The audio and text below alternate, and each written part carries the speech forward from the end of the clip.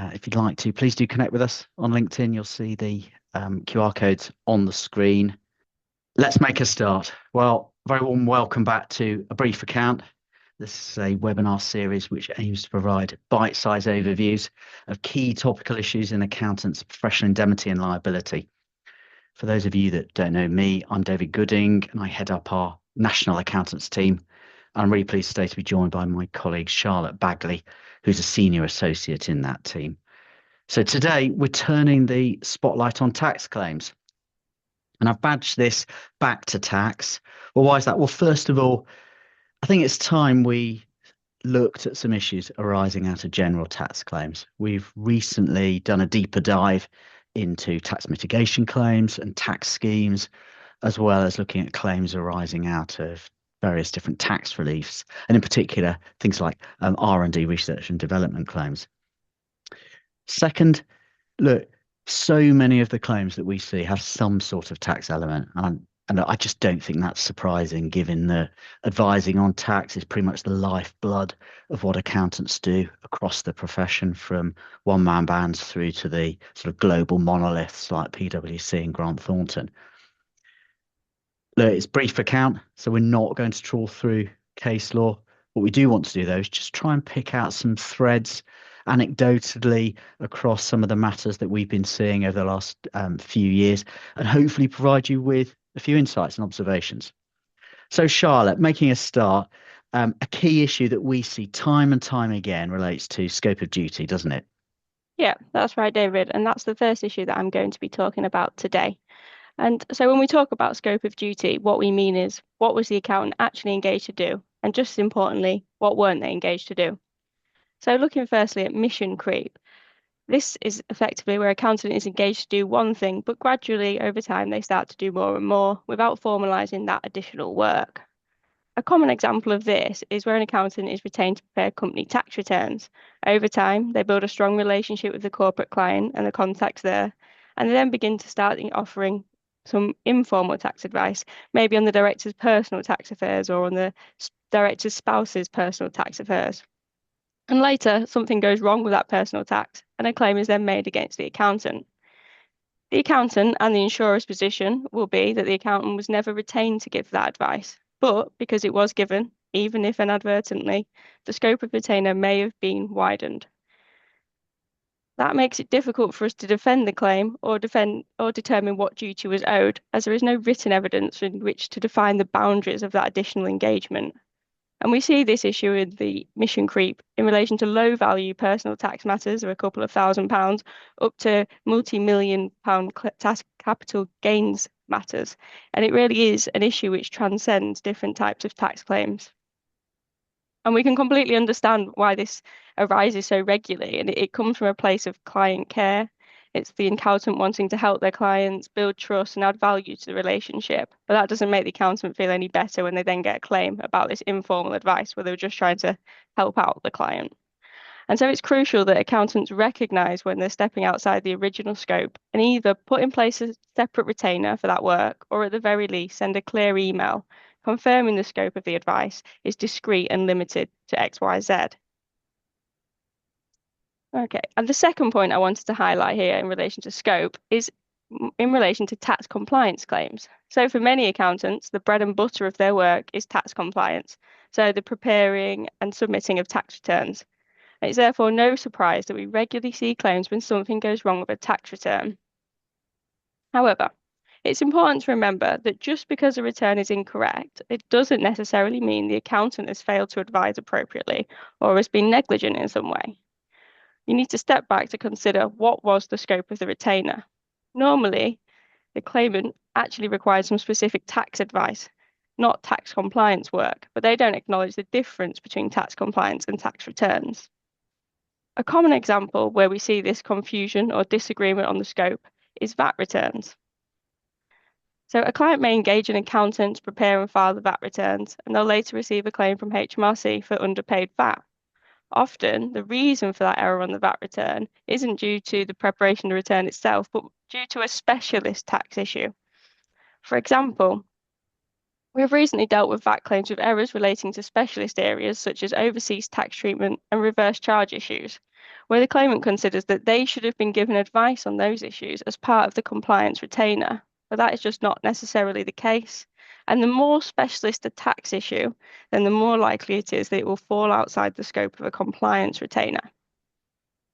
Another area which causes confusion over the scope is where there have been changes to the tax landscape, such as the fairly recent shift in VAT treatment on termination payments.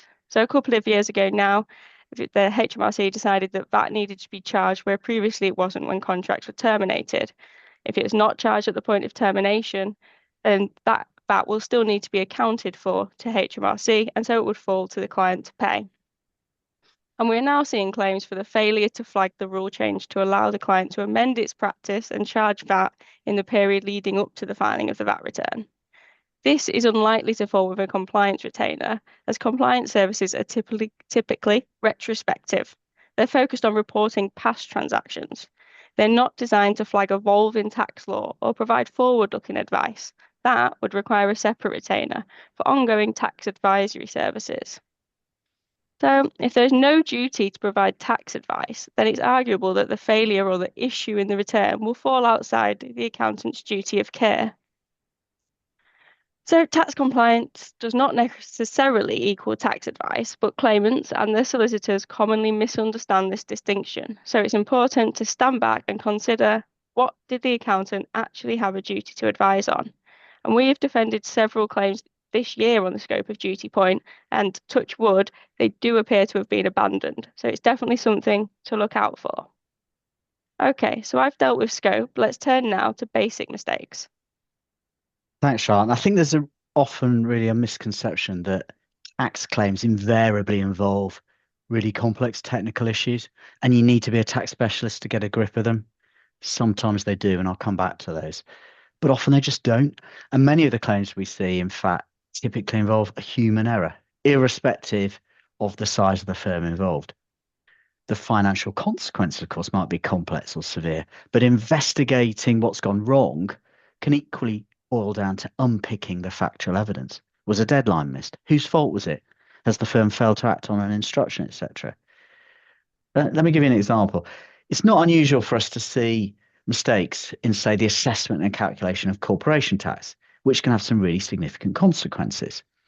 So we've seen quite a few cases where the tax team at the insured firm is acting for a company that's growing really, really quickly and becomes a large, or probably more significantly, a very large company for corporation tax purposes. Won't go into lots of details around this, but in a nutshell, a large company is one where the profits, annual profits are 1.5 million to 20 million, and the very large companies are the ones which have profits more than 20 million. But what is key is that these types of companies are expected to pay corporation tax on account and in installments. And especially for the very large companies, there's some really, really strict interest penalties if they fail to do so or if they're late. So in simple terms, if you've got a situation where the client just simply expects the accountant to sort out the tax return, give it advice on what's due and so forth, or asks about dates for filing and so forth, and the accountant fails to appreciate that the company's profits either have or are about to cross, and in particular, a very large threshold, they can fail to appreciate that tax was due in an instalment, or there's going to be big sums of interest due. So these interest payments can lead to quite large claims. So if you think about it, a very large company, if they've got annual tax due of, say, £7 million, if they haven't paid that in installments, that can trigger an interest penalty of about £500,000 in a year. So that's Bank of England rate plus 2.5%, 6.5%, that, and previously it was 7%. So you can see how some of these claims, which are probably quite simple in how they arise, can give rise to some quite big complications. We still need to look at, evidentially what's happened. Was the firm retained to advise on corporation tax? That scope of duty point Charlotte talked about. Was it given sufficient information? Did it ask the right questions to judge whether the enterprise had or would tip into a large or very large category? How long did it take the firm to warn the client when it became aware of the problem? How long did it take the client to tell them about it? But the point is, the failure to identify the issue in the first place is usually a simple human error. And the individual will often accept it wasn't necessarily complicated. They just didn't spot it or weren't provided with the correct information. Uh, so that's a sort of typical example. But staying with simple errors, isn't it the case, Charlotte, that sometimes the issue isn't complicated, but it actually is for the person dealing with it, what we're calling the unknown knowns? Yeah, we regularly see tax claims in which something has gone wrong on a relatively simple issue because an accountant has given tax advice, which is outside their expertise without realizing that it's a specialist issue. For example, if we stay with the overseas VAT returns issue I mentioned briefly earlier, there was a question surrounding the VAT treatment of overseas services supplied to a company based in the UK. The compliance team there had no knowledge of the overseas rules because they dealt solely with companies based and operating wholly within the UK. But as soon as the tax partner was appraised, they were able to highlight the issue and confirm the correct treatment almost immediately. It was straightforward then for the tax partner with the relevant knowledge, but it was a complete unknown for the compliance team who was dealing with it day to day. And usually the expertise does exist within the firm, but it's a case that the left hand is not talking to the right hand, as I explained above. And so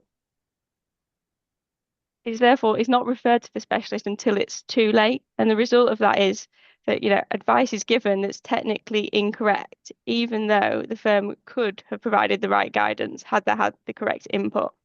And more often than not, that specialist will get involved after the error has been identified and seek to resolve it at that point, which shows that specialism, it is there within the firm and the claim could have been avoided or the error could have been avoided. And the solution to that really is just cultural, making sure that staff know where specialist knowledge sits within the firm, encouraging teams to collaborate and refer internally, and fostering an environment where asking for input is seen as best practice and positive and not a weakness. But having said that, some of the claims that we are seeing are still extremely complex, and I think David's going to pick back up on that. Yes, Sam. Thank you, Charlotte. Right. Of course, there are some tax claims which involve some really technical and complex issues. Um, Sometimes they're the types of claims that keep insurers awake at night, and the alleged errors might involve issues where the tax specialist should have advised on a really difficult set of complex arrangements. It might involve, for example, offshore tax arrangements for non-dom clients. There may be UK tax implications for bringing money into the jurisdiction, or some really complex IHT planning around sizable family trusts. Those might contain shares in group companies, property, and these companies may be based in the UK, some of them may not be, and other assets as well. And I once dealt with a claim arising out of some initial IHT planning advice given to a business owner, which morphed into some really, really complex offshore tax planning and restructuring of a family-owned group of companies, which had dozens of properties on the high street, which went bust as a result of HMRC challenging the tax planning. So we then had to just try and unpick what had gone on, which was a really lengthy and complex investigation. But these type of cases do involve an enormous amount of investigations, particularly those family type disputes where claims are made by trustees and beneficiaries. We have to try and understand the basis for the tax planning. What were the circumstances? What were the instructions? How was the advice given in writing?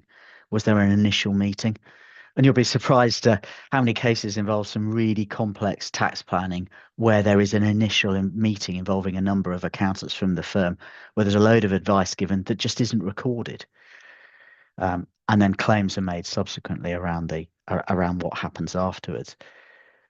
We then need to establish what a reasonably competent tax accountant would have done in all the circumstances. That involves sitting down with the insured. You have to bear in mind these are normally really talented, experienced, and knowledgeable people who will have a say on what's gone wrong, if at all, and what might be done to put it right. We'll take advice from our tax team, our private clients team, sometimes the corporate team. We might need to go to tax counsel if there's a really knotty technical issue or some sort of ongoing dispute in tax tribunal. Invariably, we're also using forensic accountants, and in particular, where we are trying to understand what should have happened differently and what would have been the consequences if the tax planning had been done in a different way or in the way that it is alleged that it should have been, and what losses might flow as a result. So basically, you've got quite a heavy evidential investigation um, on the lines described, but this is married with a complex technical analysis of what's possibly gone wrong, what could be put right, what should have happened differently, and what actual loss flows. So as I said before, these bigger and more costly claims, you know, do give rise to a lot of concern, and they can lead to some substantial losses. But if it helps, they're not typical of the humdrum tax claims that I think are made against firms and notified to insurers. Um, the bigger ones tend to arise out of work done by boutique or larger firms with bigger excesses and programs, etc. And I have to say, I just don't think these are going anywhere. We've seen these types of claims for the last 20 years. And I think with relentless changes to tax policy that we're seeing, certainly at a governmental level, with finances stretched really tight across the country, and another budget coming up that's going to involve more change and probably a focus on the very wealthy. As a result of that, you're going to see more tax planning, see more efforts by individuals and businesses to mitigate the tax burden. Uh, so this is probably going to translate into sort of more of these claims over the coming years. I just don't think there's going to be a reduction. People ask, oh, is AI going to help sort of limit some of this? It might to an extent with accountants, using generative AI in particular to do some of the lifting. But in the near future, I just don't think that's going to replace the level of experience and depth of knowledge required in these types of very complex tax planning matters. Um, I think AI is going to have a role to play in reducing the attritional claims. I talked about this before, in terms of the basic claims that we mentioned earlier on in the webinar. So, use by accountants of AI is probably going to iron out some of these basic mistakes that were made by humans and are more less likely to be made by the tech and the algorithms. So that's probably going to have a positive effect. If you're interested in that, just email me afterwards and I can point you in the direction of some articles that we've been writing on that. So that's an overview of some of the sort of key issues that we've been looking at. Let me just try and wrap this up and draw some of these threads together. I think first of all, as I said right at the outset, something like half of the claims that we see, and I think pretty much are notified to insurers, still arise out of some sort of tax issue, irrespective of the size of the firm or the claim. Yes, there's a potential for tax claims to be hugely complicated, high value, and costly to deal with, but a lot of them aren't. So a key takeaway is I think it's a good slice of the tax claims that get notified are often low value, typically arise out of a basic or simple error turning on the evidence. So these attritional claims are often made, not always, but often made against small firms. And I think AI over time is going to help iron them out. So I think that should be one real positive takeaway for firms and insurers. Third issue wants to flags around scope. Charlotte's talked about this in detail. It's an issue that we just see time and time again, irrespective of the type of tax claim. And often it's the first thing that we would look at as lawyers alongside something like limitation. So we just want to identify exactly what the purpose of the retainer was, whether the accountant was under a duty to have advised in the way that it is alleged. Sometimes you get a few easy wins with that. And then finally, there's no getting away from the fact that some of these claims are really complex. They do require a lot of analysis, both evidential and technical, legal and expert, tend to be low in frequency but high in value. But it doesn't mean they can't be defended. It doesn't mean that the loss, certainly with the correct advice on the back of proper full investigations, can't be reduced significantly and can't be attacked. Now, certainly what we would suggest is getting a grip of those claims at an early stage is really, really important. So you can identify and assess the evidential risks and potential exposure to the firms and insurers. So I hope that shining a light back to tax has been a brief but helpful overview of some of the key points we've been seeing. And if you've got any questions which we're unable to cover in a few minutes' time, please just email them to Charlotte and I, and we'll do our best to come back to you as soon as we can. So I'm going to hand over to my colleague Harriet Strevens, who's been monitoring the chat box where I think some of you have been posting questions. Thank you, David. I do have a couple of questions and a good time to actually voice them. The first one requires me to wear a hat as a claims adjuster, so I'm going to talk as if I am one and simply ask the question of Charlotte, what basic things should I be looking for in terms of scope of duty in tax claims? Thanks, Harriet. That's a good question. So the first thing we'd be looking at in terms of scope of duty would be the retainer. So as a claims adjuster, I'd try bottom out firstly if there is a retainer in place. Often, unfortunately, Mm. there's not. If you do get a copy of that retainer, then you have a look at what it covers. Obviously, what you're looking for will depend on what the claim relates to. But is it tax compliance only? What type of tax compliance? Any requirement you're going to provide advice, that sort of thing, and that can help you to understand whether there might be a scope point to push back on. If there is no retainer, or if there is and it's not entirely clear, perhaps, then I'd try and speak to the broker and the insurer just to get a feel for what they feel they're advising on, what they felt the scope of their retainer was. Mm. It's quite a wide brief they need to be looking out for then in many respects to protect themselves. But moving on to the second question we have is directed to David. Do you think the introduction of making tax digital in April 2026 is going to lead to firms making more basic mistakes? Interesting question. That is quite an interesting question. In fact, that Mm. sort of came up in a conversation I was having a couple of days ago with an underwriter and a broker. So making tax digital without going into a lot of detail, that's been on the cards. It feels like for ages from HMRC, just trying to get rid of all paper tax returns for individuals and businesses. And I think the next phase of that, and this was alluded to, I think, in the question to you, Harriet. Mm. Next phase of that's in April next year. Mm. The answer to the question is invariably yes. It probably is going to lead to more mistakes because I guess in a nutshell, what you have at the moment are other than for the very big companies that I talked about in the session, annual returns.